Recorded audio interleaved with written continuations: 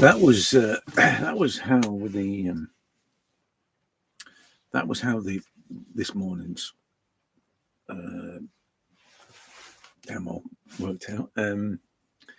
Yeah, just a few bits to tweak. As I said at the time when I finished it, I just needed to, or I stopped the video. I just needed to rectify some of the key points, and still a little bit of that, still a little bit of tonal manipulation to go on, and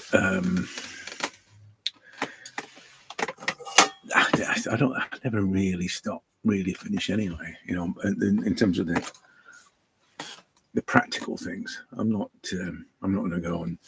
You know, like with this one, I could go on and on and on and on and on and on and on, which is you know, taking it off of me. You know, I once in a studio, and I was designing away, and one of the bag carriers said to me, "When's the job finished?" And I said, "When you take it off me."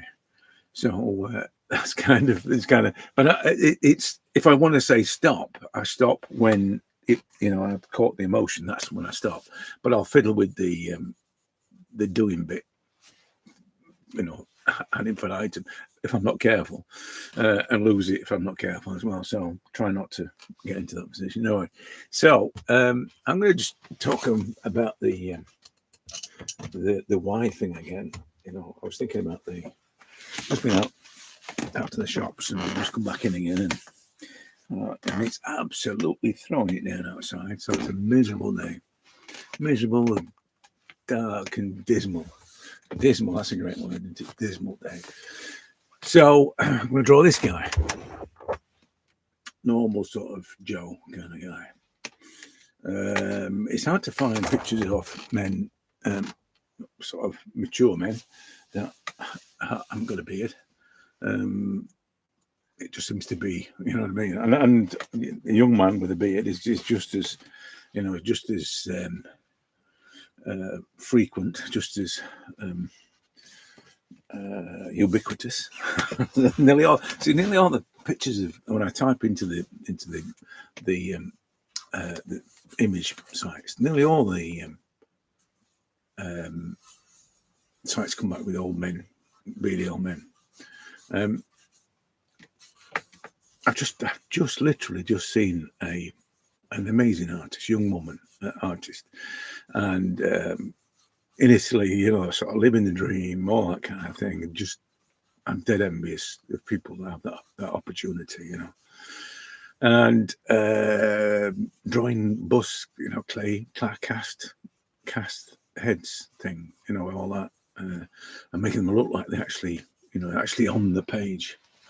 Incredible, absolutely incredible. I have no desire to do that. I don't know. There's, I would have done. That would have been my thing. I figured out. I've said before, I kind of got locked into the. I would get locked into the doing quite easily, but seeing someone do it is, I'm just in awe of what they do. I'm in awe of the motivation to do it. You know, so because you'd have to handcuff me to an easel to do that. You know, I think, oh God, do I have to do that? Do I have to copy that old clay bust or whatever it is, or plaster bust? Do I have to do that? I want to do something. I want to have fun. I want to do something like this. You know what I mean? I want to just ignore all the rules. I want to do, you know, I want to be creative and make marks that shouldn't be there. I think that's a secret to it, though. You know, if you want to really get to the nub of all this, it's you want to make something out of something that's not something. Sort of, that shouldn't be there, but crikey, it works, you know. But because if it's something that should be there, then it's something that's considered. I was saying this morning about the consideration thing. I want to break the rules. That's not, you know what I mean. That's not really my. I said before, raison d'être. It is really just respond. But if in the process of doing that, I'm irregular in my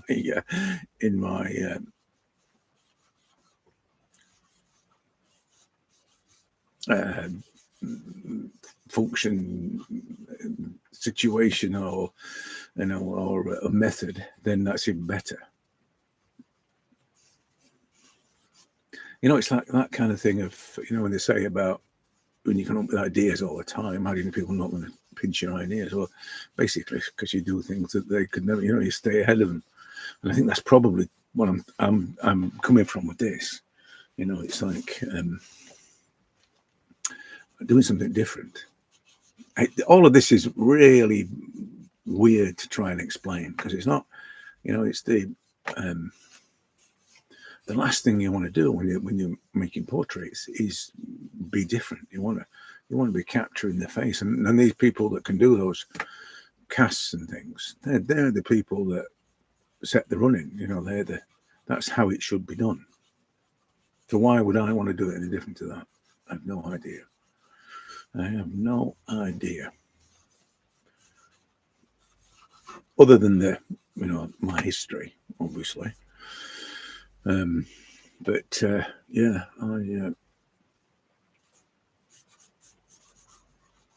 I'm in awe, but not enough to think that that's how it should be and I should do it.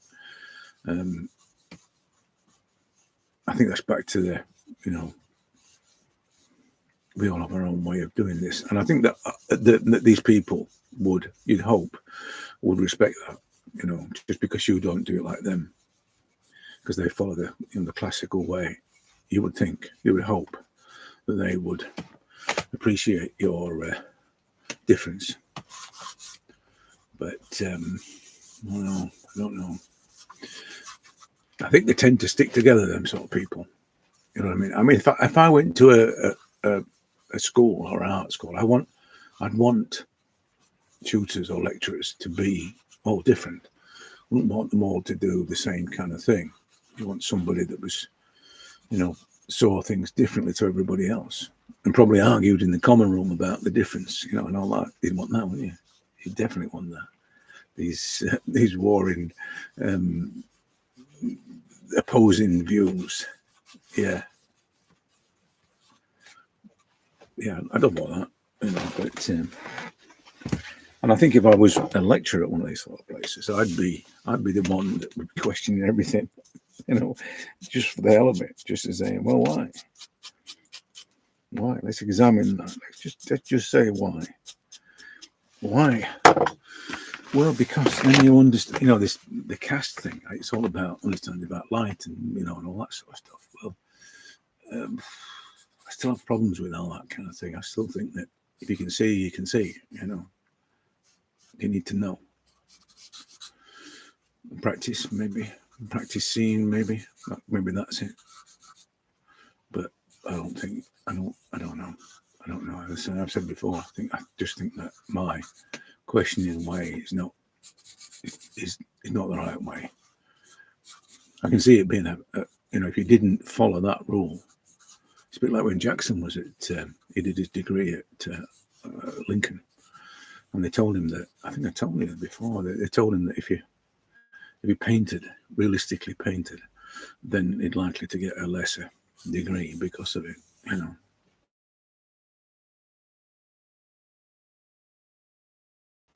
So I would imagine that kind of type art studio things. I would imagine it's less of that. You would have to be able to do it in a classical way, which you'd expect, really, I suppose, wouldn't you?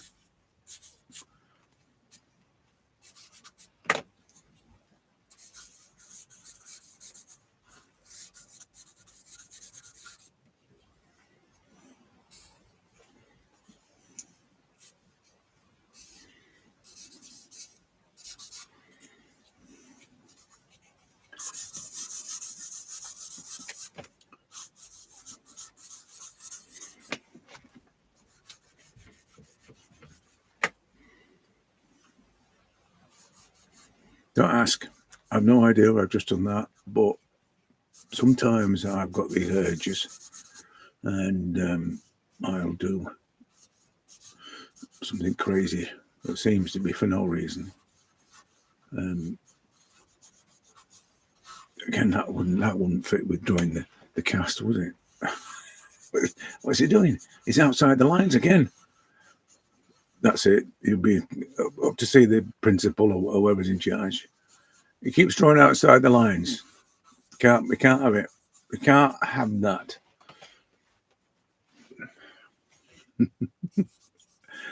I don't know.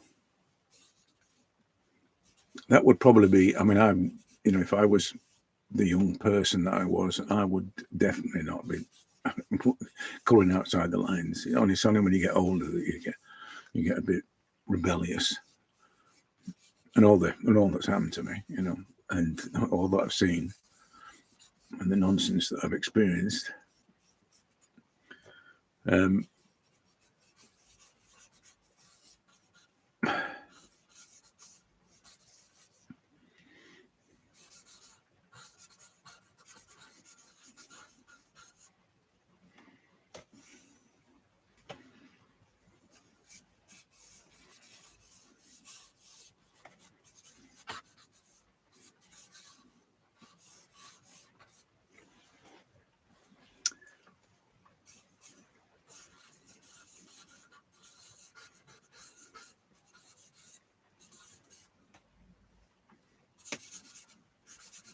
I'd go on one of these things because sometimes they have these, things in Italy or something like that, and it's proper, And at night they sit around on a long table with food on it and lights. It's all very romantic, you know what I mean? I'd go on one of those. I'd have to start saving up now, and I probably never have enough money to do it anyway. But I'd definitely go on one of those. Just to annoy people, I think. Who's this northern git? Who does he think he is? Coming here like that, coming like that, questioning and challenging us and saying, "Hang on a minute, no, I wouldn't last 2 minutes. I wouldn't be good enough, to be fair. I don't think I'd be good enough to go on. I don't know whether or not you get on them, whether you're good or not. Although I've seen people go to Florence, and I'm pretty sure as long as you can pay, you can go. I think that's what I've just seen recently. I'm pretty sure that if it was on her work, she wouldn't have got there because I wouldn't have let her in. So, but she must have just paid the money. So whether or not I'm good enough to get on one of those, as I say, as long as I got the money, I think I'd get in. Yeah. I think after the yesterday's and this morning's, I'm feeling a little bit more. I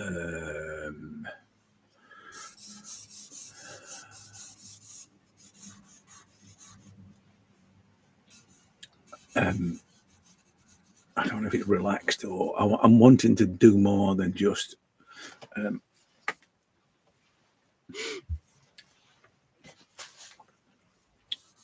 make a copy of it. I'm not trying to do anything, but I do feel as though I've said this before about one of the things I noticed when I got to a certain place doing all these portraits. I got to a place where it did become about just masses of tone and shape and whether or not they converged into a face or not became a secondary factor.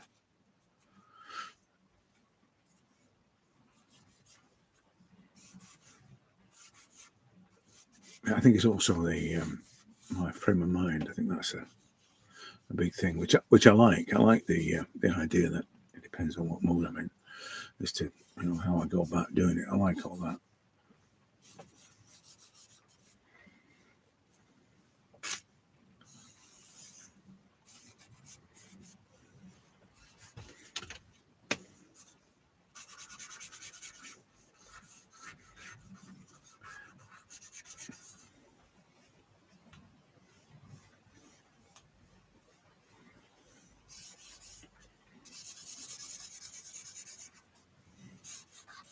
It might not work, by the way, because sometimes when I do this sort of crazy thing, it doesn't always end up being anything that's worth, it doesn't successfully capture the character. But yeah, I think I did the one the other night, which was, I don't know if you saw it, was kind of, sort of just one side of the face, and that felt like this, like a more explosive thing. In fact, I've used that as an analogy sometimes about this kind of creative being an explosion onto the paper, and it's not rather than it being a gentle arrival thing. It's just bang and it's there, But yeah. Because the other thing as well is that a lot of the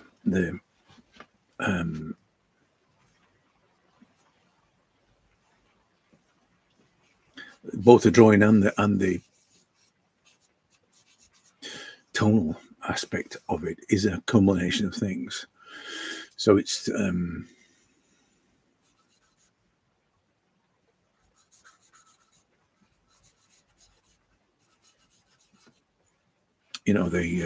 whether it be a build-up in some way. I've just seen somebody who draws in that kind of way. There's a lot of lines that intersect to create, which is kind of like a really sophisticated hatching. So where they intersect, it creates a darker tone or whatever. Really, really clever stuff.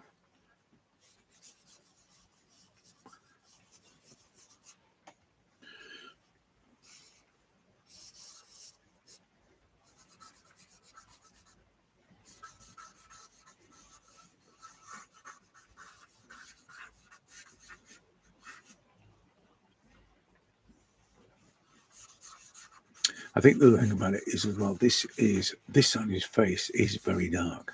So all this down here, all this really, there's not much of a highlight. There's a bit of a highlight in there, but not much. So that's something else I'm aware of. You can see what's happening with it now.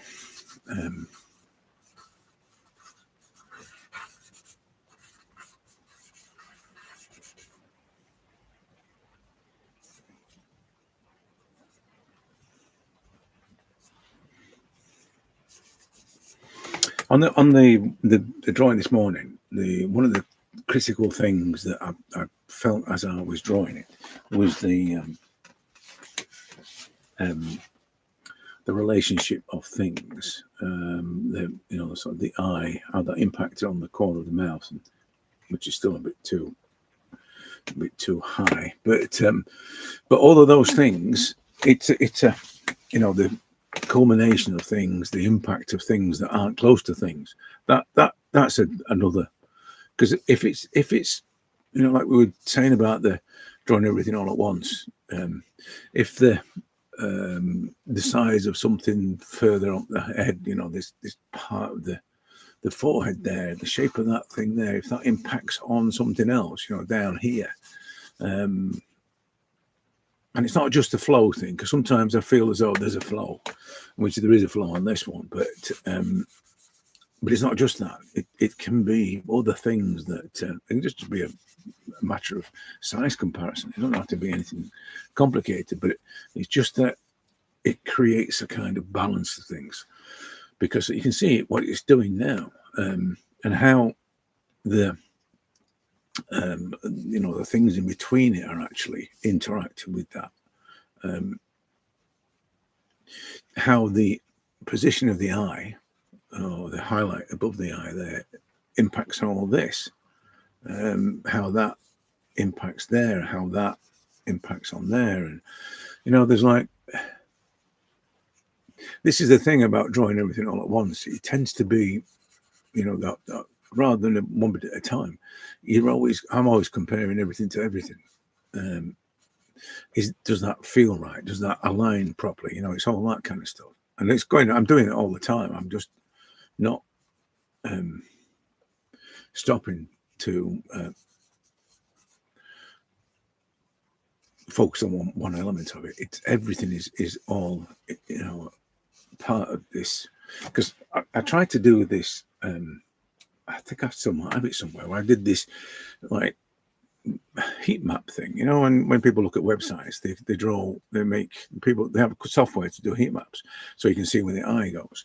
So I did this thing where it was showing where I was looking all the time, and it's just it's like a scan, when a scanner goes across like that. It's like that, only quicker, on a diagonal as well. So it's like that. I'm doing that all the time, which is what I can then affect things and move things and just adjust things, which is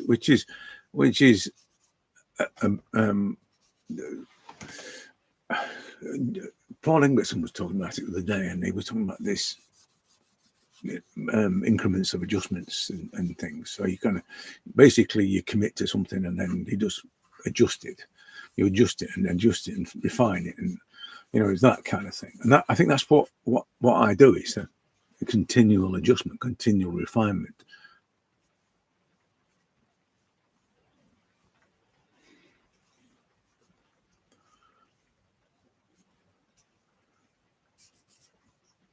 I'm just thinking then about the Florence, Italy thing. A friend of mine does a thing where he takes people to paint or draw figures in, the great sculptures in Florence, in Rome, I think it is, in Rome. And I've said many times, I'd love to go on that. And said, come along. It's only like $2,000 or something. Yeah, right. Yeah. Where am I going to find $2,000 from? Now, if he offered me a place, he said, come along and help out, I'd gladly earn my keep. I'd make tea, I'd wash up and everything. But I'm just so jealous of somebody who has that kind of opportunity.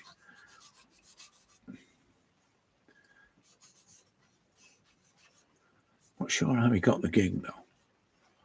Well, he's got the gig because he can do it, but I'm not. Apart from that, I don't know who you talk to. say, excuse me.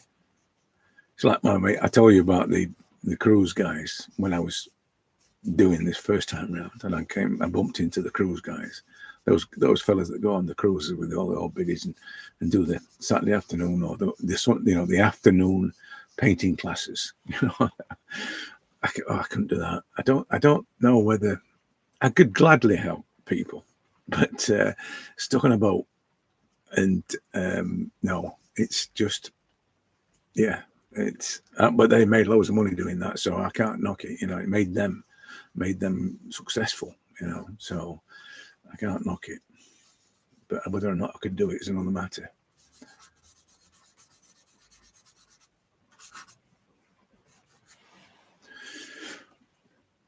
So I'm going to pump up the tone on this side of the face. I'm just looking at the size of things, this edge here, and then it tucks in there. It's going to make sure it's not got too much of a Godfather kind of jowl thing going on there. I'm going to come back and hit it with a rubber in it, I think. Yeah. I'll tell you what I was thinking as well. When I was looking for another reference, came across a young man, no fuzz on his face or anything. And I was thinking about the edges of things and how I used to get really hung up on the chin or the line and I'd not draw young women because of the definitive edge that supposedly is there. And the more I did it, the more I drew, the more I realized that there is no definitive line. It's just the tones become less vibration. There's less vibrations in the tone as they meet the edges. When edges meet, they, they mean that you can see it there. or anywhere else, if you want to look at it, you can see that there are differences in this in the tonal values, and that's kind of a vibration thing. Or I see it as a vibration thing, and that's how we see things. And the vibration becomes finer and finer and less as these things get together, and then they then appear to be a definitive line. You know what I mean? So they're just tones that aren't vibrating as much as they get towards each other. They sort of get along, and they're friendly. You know, and that was something that I was kind of hung up on, the edges of things, and that's a common thing for people to talk about, the edges of things. But my way of sorting it out was to think of it as tones meeting tones, and that as they get closer together, they get along a lot easier. They stop shouting at each other, and all of a sudden they're very calm, and all of a sudden it's, it appears to be a clean edge.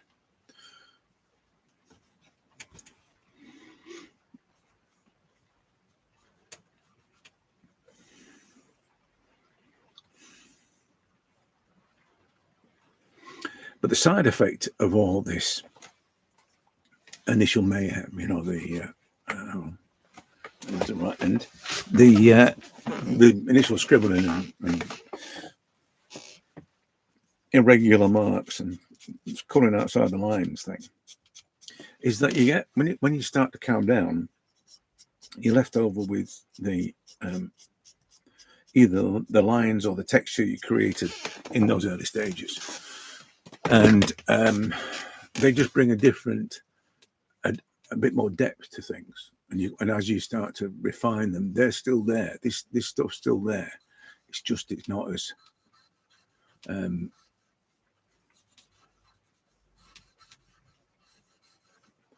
it's all right. Let me just get this working a bit better. They're just not as unconventional, I suppose, or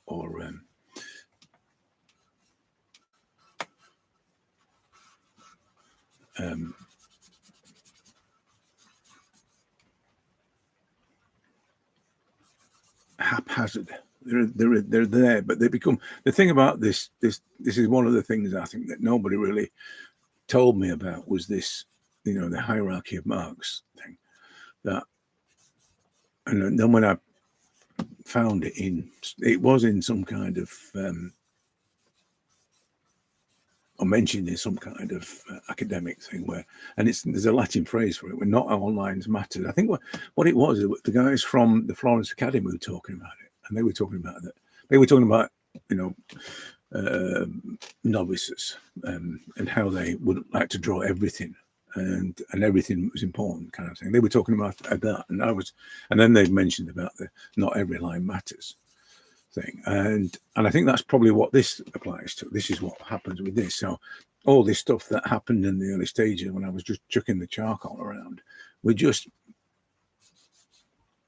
become less dominant and less important as I work through it, and they were just things to give it a little bit more color, things that are there, that was lines there in the corner of his eye and all that, which I'm going to leave them there. It's just it's just not a typical way of doing it, which is what I was saying about the cast. You couldn't do that kind of thing. You couldn't be that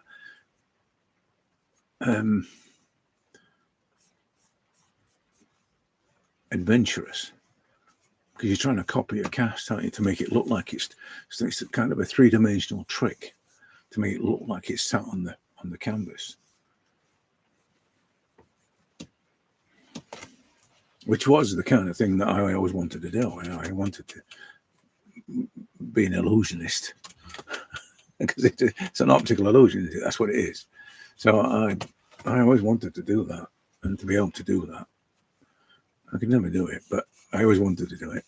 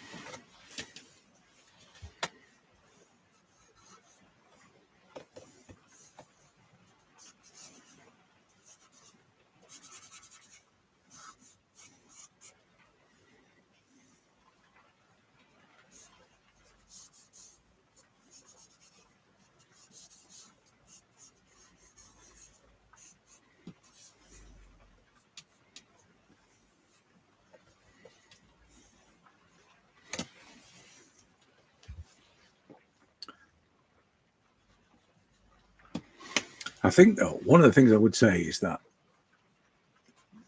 how you use tones to define shapes is probably the difference between between it being right and wrong, and how well you can do that is being looking right and whatever. We're talking about representational stuff, and that the cast thing must be that. It must be learning to do that. That's the reason for doing it. It's still making a copy of something else and something that you're probably never going to see again. It's just learning the skill, I suppose, to be able to simulate the three-dimensionalness of it. And if you can get really good at it, I mean, this guy that was doing the demo has obviously spent all his life learning how to do it because it was incredible. But I think if once you get good at that, then you're probably not going to be out of work because people are impressed by that.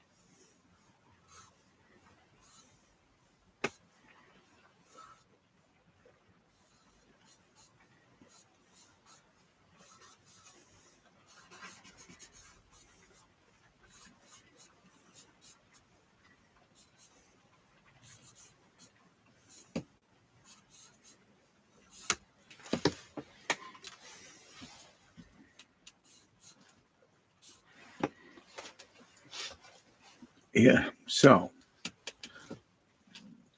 I just, this is, I said about the accumulation of irregular marks thing. I think that's it's probably what's happening there. This around the eye there. It's a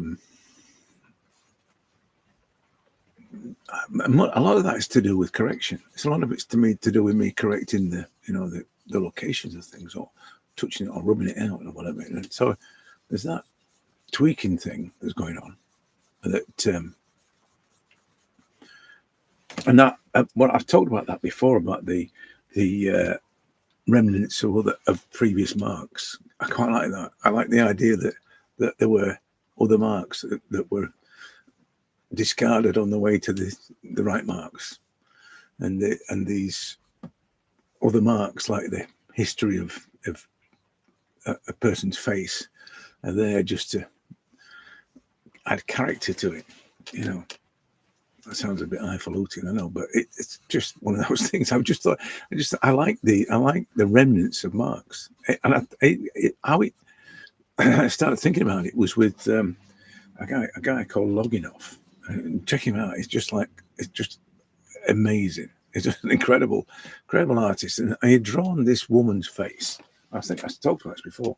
And as he got to the side of the face, he had real problems with defining the edge of her face, and you can see when rubbed it out, and I like the fact that all the lines were there. It's almost like it was giving her as if she's rotating her head, because the lines were still visible, and I liked all that. So when I saw that, I thought, that's a thing that I don't deliberately say I deliberately included in what I do, but it made the idea of things being wrong for a while, or in the process, less important. Almost like desired in a way. This thing about you want to make mistakes early on, and not necessarily mistakes, but make wrong marks early on, because the wrong marks tell you where the right marks are. And I think that's the same kind of thinking, that the right marks are a culmination of wrong marks. I don't know. That sounds a bit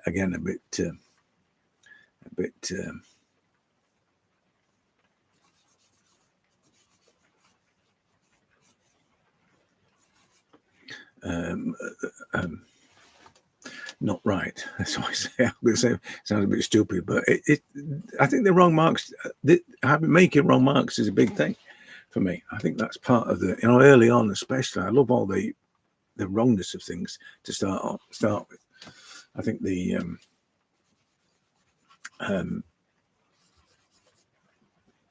getting it out of your system early on, which is why I suppose my approach is that sort of scribbling feel about it, the diving straight, and I'm doing things like you saw me early on with this. I think that's probably why I do those. It just gets it out of your system. It's like warming up almost, but during the process of the drawing.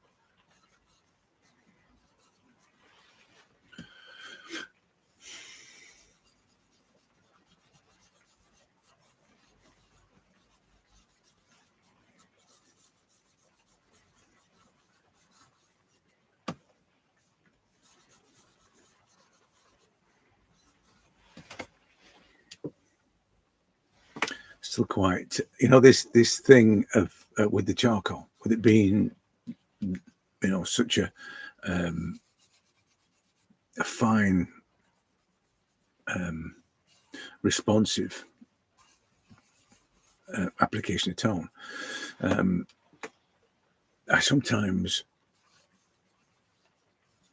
underestimate the depth that that charcoal has. You know, this, because it's, I look at the image and it's quite high, you know, it's quite light on the lid there, but you see all these changes in tone there, which a lot to do with just allowing the, you know, the glimpse of the strokes showing through. But it looks like there's a highlight on his face, similar as it gets lighter down here.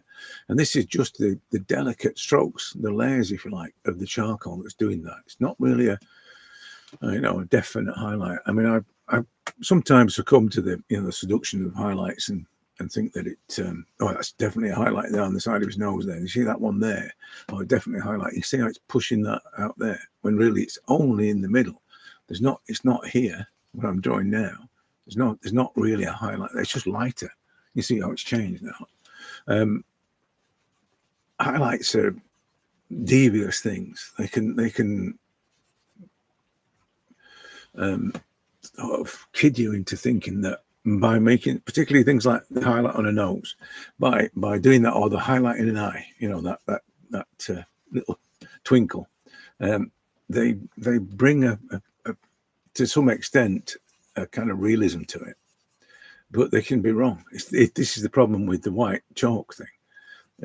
You can end up making the thing look like it's wrapped in cooking film, you know, and too shiny. But the highlights there, you know, light is about this part of these highlights. No, it's not. You see, there's one there. You see that? See it doing it there. So, but it's the difference now that I've applied that, and it's still not right because there's a, there you go, the shape of it wasn't right. It doesn't need to be there. I mean, I can make it slightly lighter in there as it hits the corner of the lip, but it's not a highlight. And this is what I'm saying about these in here, how this is, oh, it's definitely the highlight on his eyelid, you know, and I'll make it lighter there, and I'll do it with the rubber, and it doesn't need to be like that. It's very deceiving. I think shadows are the same, but I think in shadows, there is so much with charcoal. I'm not saying it with, you can get the same effect with graphite without a lot of work, but with charcoal, you can really exploit the depth of the shadows.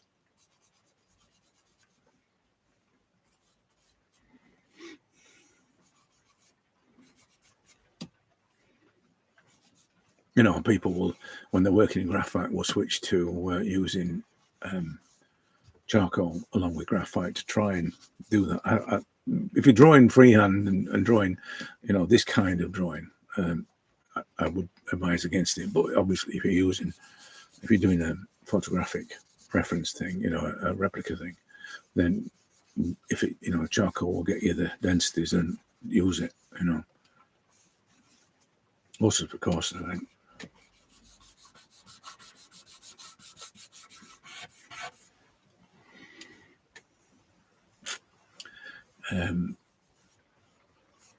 I don't know if I'm going to do anything with the ear, because I'm loving the ear as it is at the moment. So whether or not it becomes a drawn, more drawn than it is, I don't think so. I just like the way it's got that life about it, you know. Need to sort this bit out here. It's a bit too, there's a definite line there, but it's not as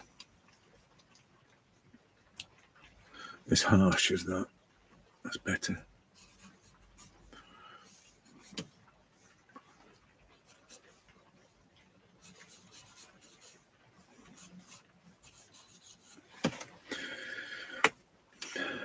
The nose is a bit, that's mainly because of that, you know, the nostril being a little bit a bit too big and a bit too fuzzy. So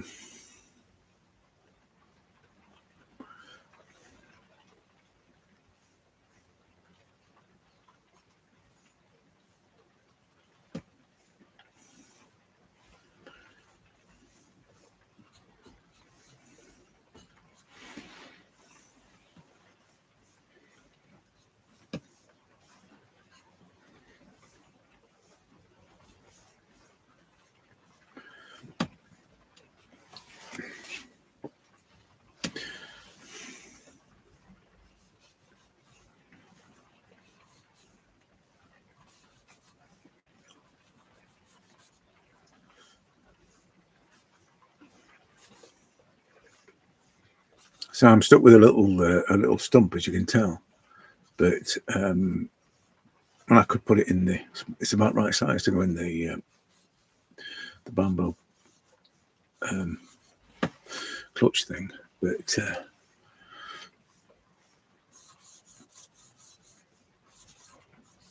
I'm too far gone now with it. So, and I'm in two minds whether to leave that, the highlight that's there. It's probably the because of this, the tone on this here that's causing the desire to leave it.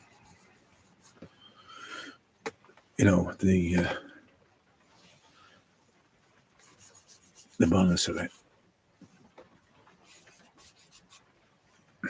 But I don't know. I'll leave it and then I'll look at it later and think, oh no, I'm going to do that. I'll just do that. But yeah, I'm done anyway, so that needs to go. Yeah.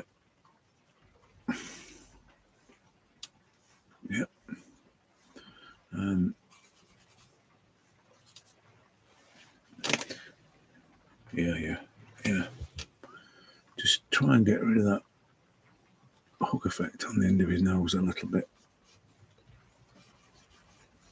A bit squarer.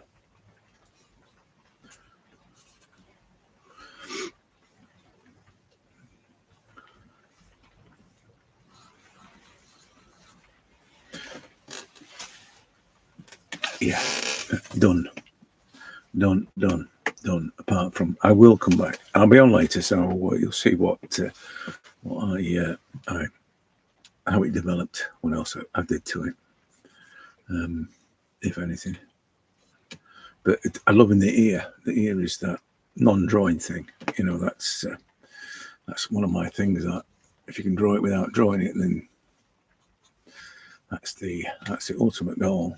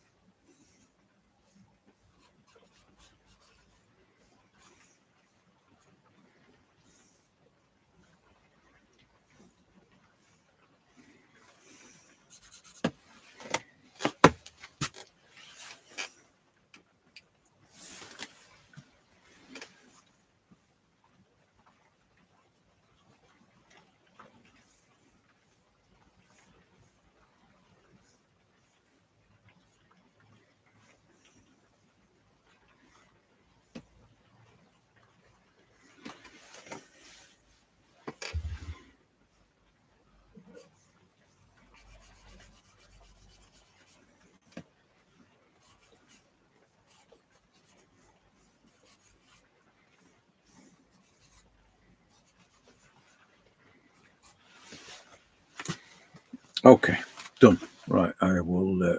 I'll be leaving it, and I'll catch you later.